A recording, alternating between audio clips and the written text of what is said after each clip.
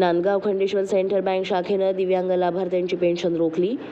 दिव्यांग पीडितेची जिल्हाधिकारी यांच्याकडे तक्रार। बँक अधिकाऱ्याच्या मगरुरीमुळे दिव्यांगावर संकट।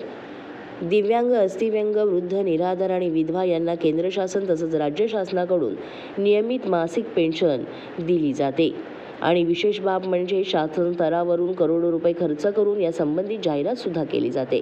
मात्र दिव्यांग आणि अन्य व्यक्तींना मिळणारा लाभ प्रत्यक्ष लाभार्थ्यांपर्यंत पोहोचतो का, हा शोधाचा विषय बनलाय।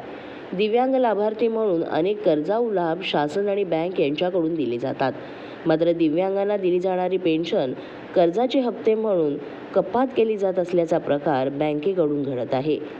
पेन्शन हा जगण्याचा अधिकार असताना लाभार्थ्यांची पेन्शन वेळोवेळी अनेक बँकांकडून कर्जाच्या स्वरूपात का वळवली जाते, हा एक गंभीर प्रश्न निर्माण होतोय।